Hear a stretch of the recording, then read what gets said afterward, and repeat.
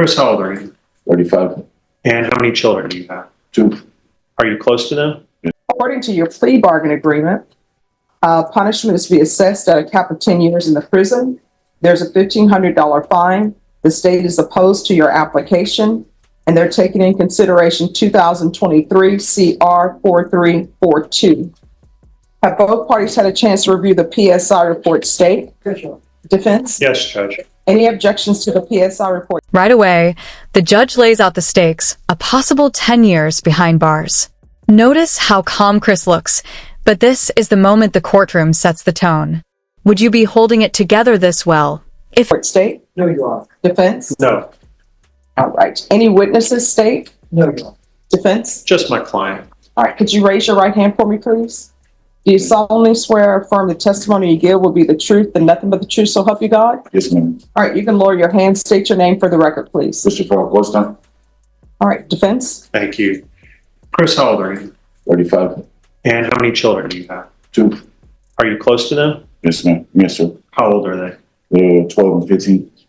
Do you don't have a formalized child support arrangement, is that correct? No, sir. But you give approximately $700 a month? Yes. Oh, like every week, pretty much. But you're not getting $700 a week. No, pretty much like in a month. Or whenever they ask me for money, I try to help them wherever they can. But you told me it's approximately Yeah, $150. about 150 a week. I need you to wait for me to finish, Okay. because this lady's taking everything down, so we can't talk at this time.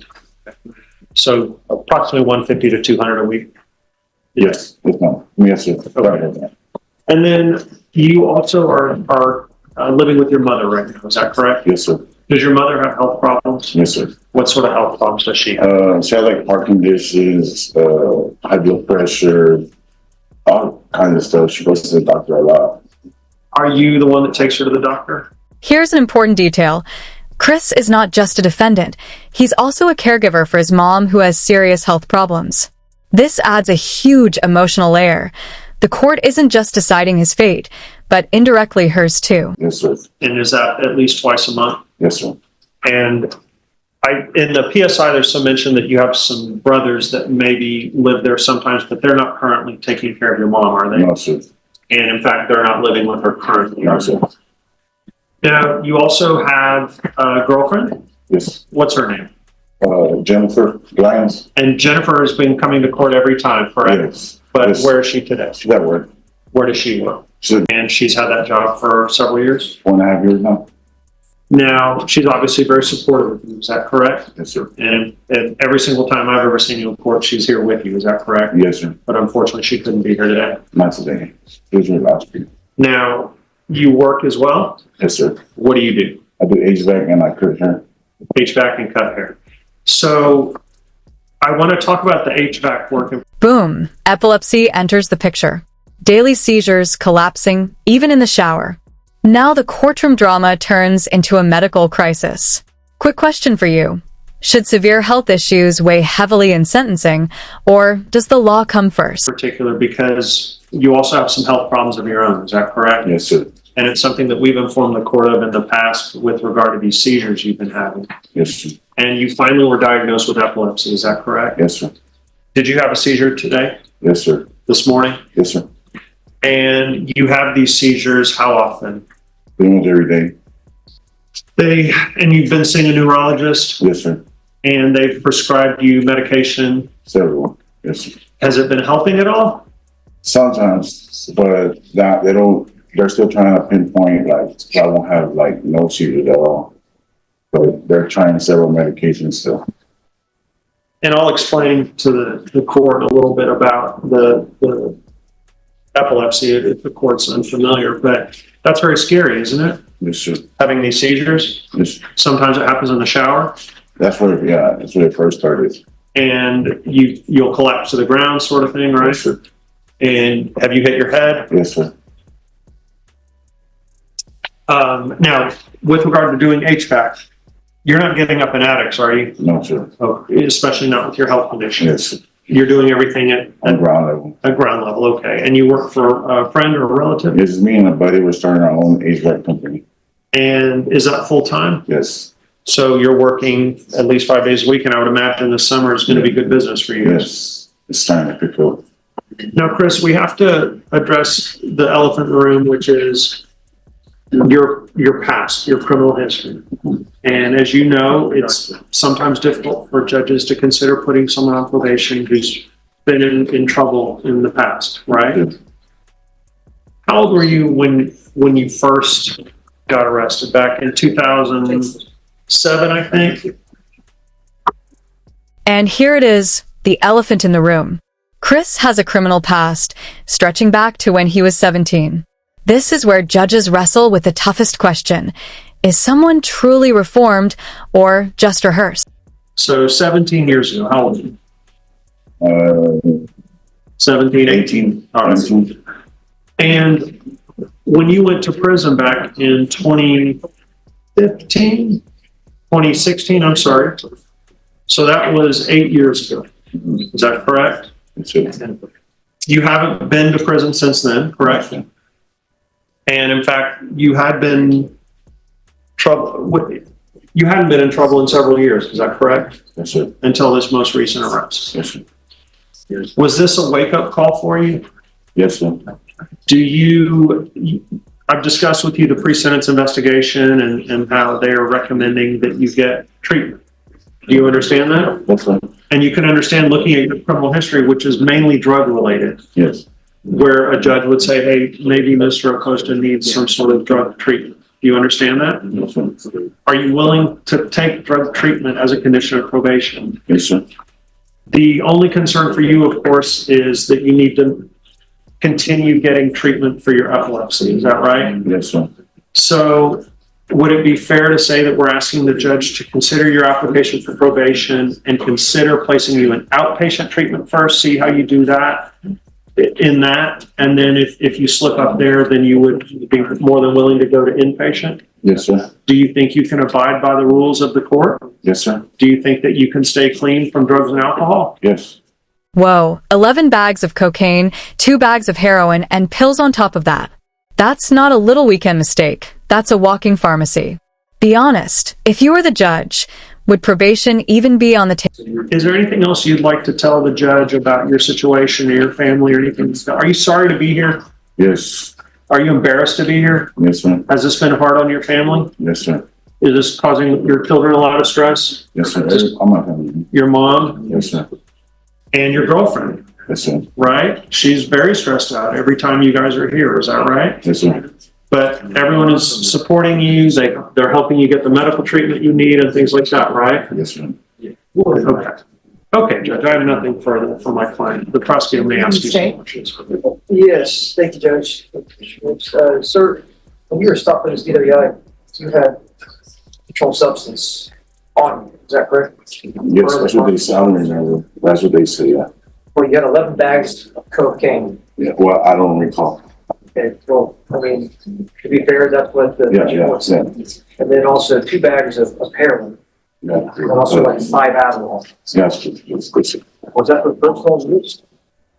The Adderall, I don't remember how I got the Adderall. I mean, there was a day I was partying and stuff, like it was during the Super Bowl, so I really don't remember much. I just remember the cops waking me up and they pulled out whatever, I guess. And I mean, really pretty much I woke up in the cop car.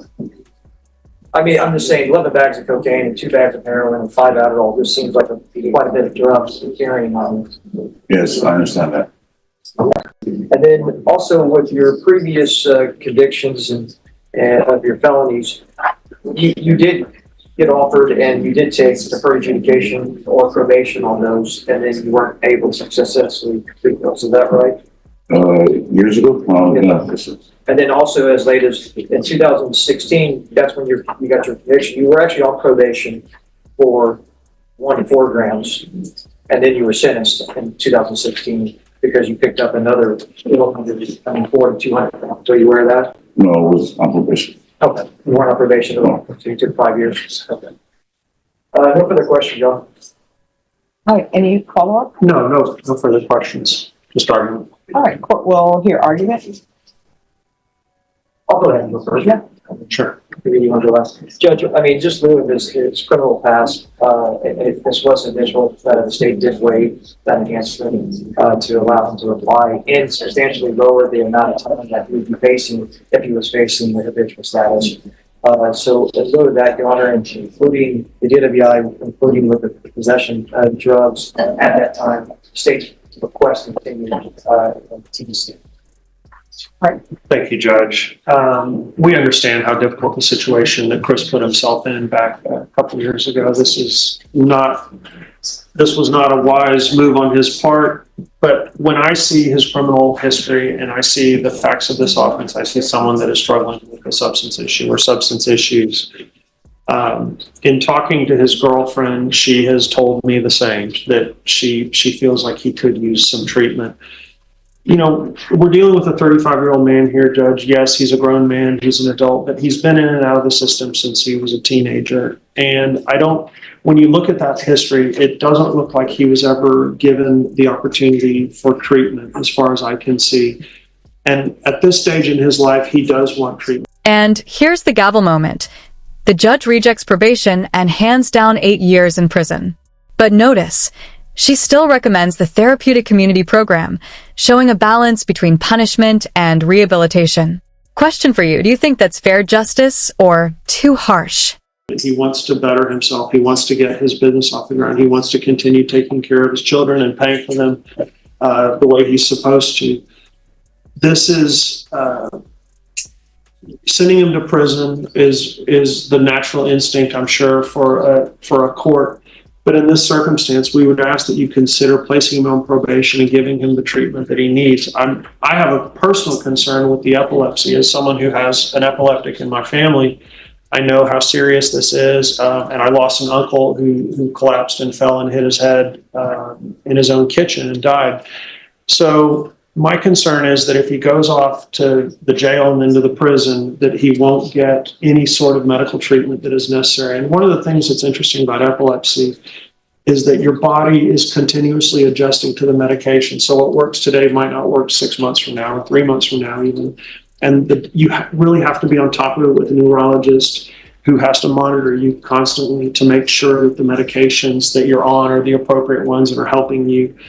He has been doing better. The seizures are not as severe as they were, say, 6 months ago when we first informed the court of this issue. But he still is having them. It feels like his doctors are slowly narrowing down. But one of the issues is he doesn't have health care, so he has to pay out of pocket. And neurologist visits are very expensive. But he is able to do it when he can. Again, my fear personally is that he gets to the jail, he gets to the prison, and as we know, the medical treatment in either of those facilities is not the best in the world. So based on all that you have in front of you, Judge, we would ask that you give him that chance on probation. Let him try to prove to you that he's not the person he was in the past, that he will not have violations in front of you any further, and that he can be the person that he should be. All right, Mr. Costa, I want to let you know that I've listened to the arguments of your attorney, internalized everything. I understand people have medical issues, and I understand that sometimes if people look back over their life and they could do things differently, they would do things differently. I just don't think you're a good candidate for probation, so I'm not going to grant your application. As previously stated, I'm finding you guilty. Does anyone want to speak in regards to the cap? It's a cap of 10. They've asked for 10. I would obviously ask for the minimum too, Judge. I think that would be, the least amount of time that he's away from his family, away from his mother, away from his children, and away from his doctors too, would be appreciated. All right, this is what the court will do. Court is taking in consideration 2023 CR 4342. There's a $1,500 fine. Time and money will run concurrent. Court will give you credit for any time served. There's to be a 2-year license suspension. I'll request the therapeutic community for you, but I have no control on whether or not they place you in the therapeutic community. You'll have to ask for it also, but they'll see it in the judgment that I am requesting the therapeutic community. And I'll sentence you to 8 years in the prison. Did you review the document entitled Trial Court Certification of Defendant's Rights to Appeal with your attorney? Did you understand it? Yes, ma'am. And did you sign it? Yes, ma'am. Because this is a plea bargain agreement, because I followed your plea bargain agreement, and because you waive your right to appeal, you do not have the court's permission to appeal. Because this is a felony conviction, you're not allowed to own or possess any weapons or ammunition. If you have a question over what a weapon or ammunition is, you'll need to speak to an attorney. All right, good luck to you. Thank you.